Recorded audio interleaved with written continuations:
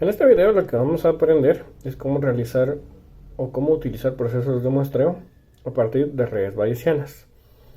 Entonces, las redes bayesianas son una de las herramientas tradicionales en la estadística que nos permiten relacionar variables y sobre todo expresar en forma de distribución estadística cuál es la relación y la influencia de estas variables, lo que se conoce como probabilidades condicionales. ¿Cómo se interpretaría acá?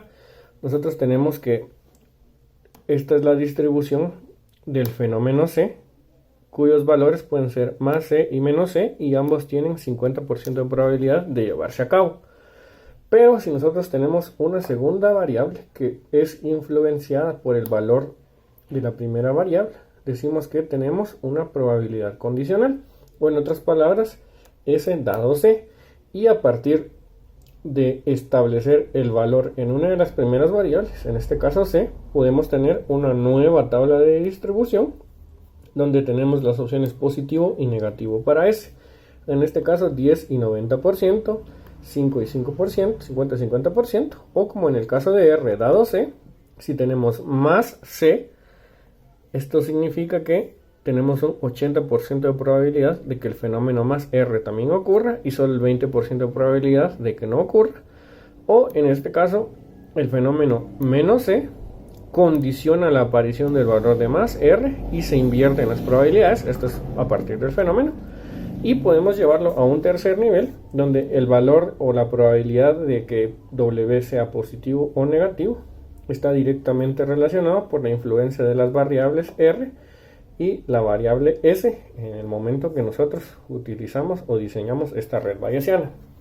Ahora bien, en primera instancia, nosotros pudimos haber utilizado los valores de esta red bayesiana para conformar una distribución conjunta y responder a queries de cualquier tipo. Por ejemplo, una query que vamos a ejemplificar acá: ¿cuál es la probabilidad de que tengamos un más W dado que observamos un valor positivo en C y un valor positivo en R? Entonces, este son el tipo de preguntas que nosotros podemos responder utilizando queries, para lo cual podríamos utilizar técnicas como inferencia por enumeración, acelerarla con eliminación de variables, pero lo cierto es que mientras más variables nosotros agreguemos a la red bayesiana, esto implica que la red, computacionalmente hablando, aumenta su complejidad computacional, tanto espacial como temporal. O en otras palabras, sería mucho más difícil calcular estos tipos de queries dentro de una computadora. Entonces, ¿cuál es la idea del muestreo?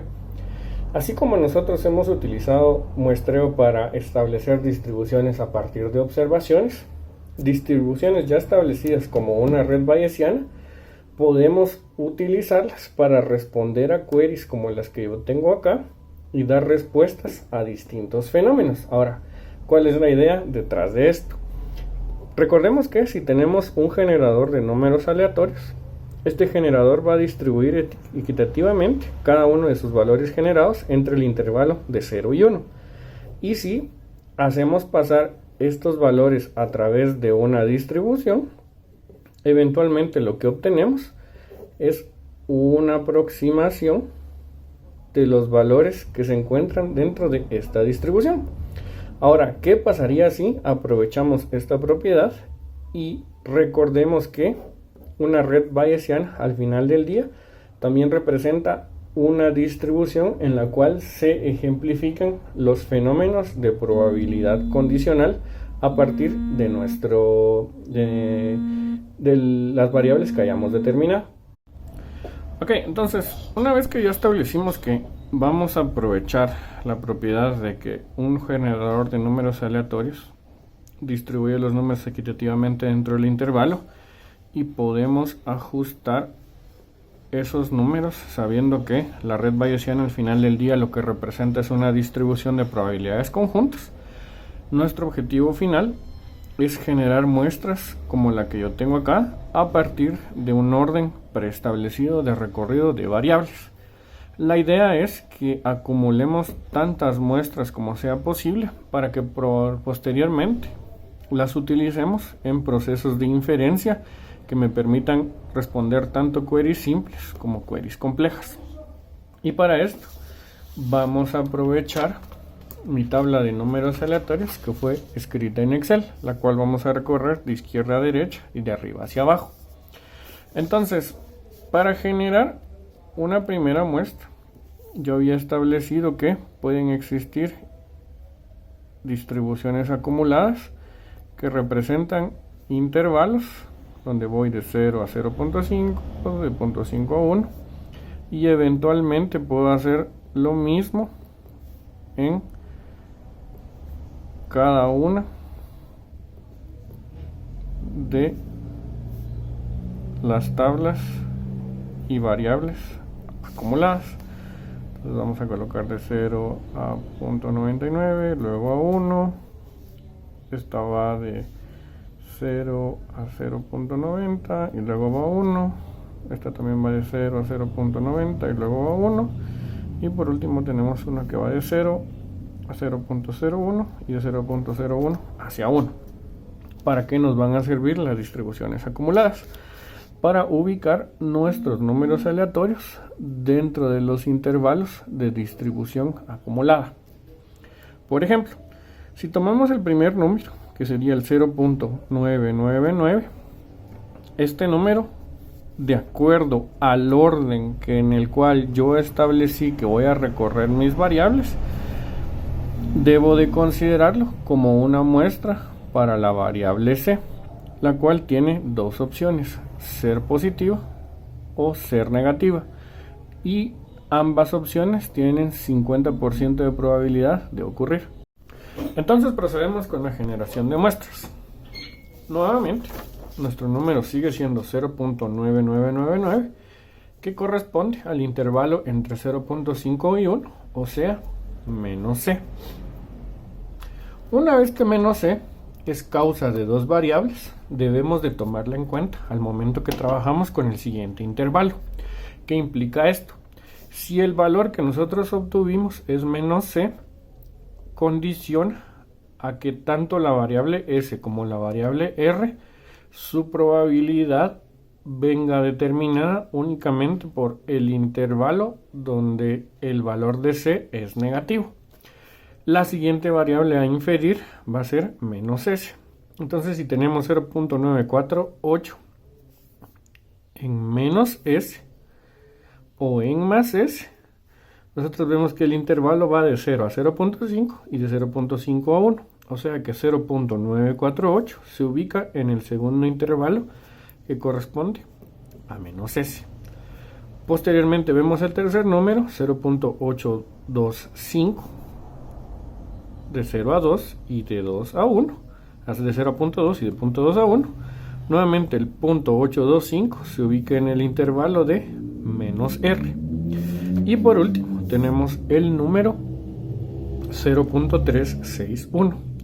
Nuevamente, dado de que S y R son causas directas de W, la probabilidad condicional está codificada en relación a los valores de S y R. Entonces buscamos S negativo, R negativo, y el intervalo que debemos de considerar es donde más W tiene un 1% de probabilidad y menos W un 99% de probabilidad. Entonces con el número 0.361 vemos que se ubica también en el segundo intervalo, el intervalo entre 0.01 y 1, con lo cual nuestra muestra es menos W.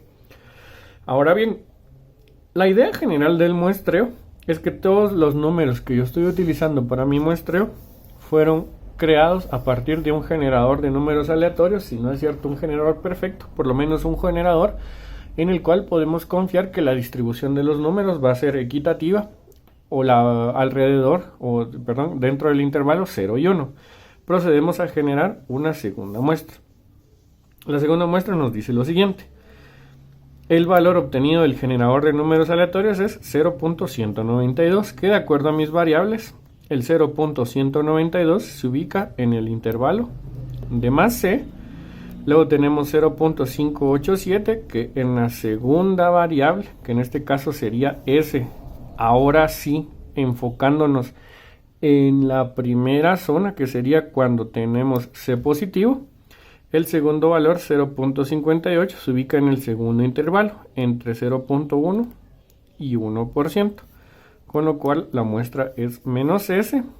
Para el caso de R, vemos que el siguiente número es 0.861, que a partir de más C, veo que el 0.861 se ubica en el intervalo de menos R. Y por último, el cuarto número, que sería menos 0.271, tenemos menos S menos R. El 0.271 se ubica dentro del intervalo entre 0.01 hacia 0.1, o sea, menos W. Ahora bien, mientras más ejecutemos este algoritmo, vamos a encontrar diversas muestras. Ahora lo voy a hacer un poco más rápido. Entendemos que 0.887 para el valor de C se encuentra dentro del intervalo C negativo. Una vez que condicioné en C negativo, sé que el 0.265, de acuerdo a mi primer intervalo en la variable S, se encuentra en el valor más S, o sea, entre 0 y 0.5. Luego tengo el 0.271, que en el caso de la distribución, dado de que obtuve menos C, el 0.271 se ubica entre 0.2 y 1, nuevamente menos R. Y como cuarto número tengo 0.560, y mi 0.560 corresponde a menos E más S y menos R. 0.560 equivale a más W. Entonces estoy obteniendo eventualmente muestras que están en concordancia con la distribución representada por mi red bayesiana.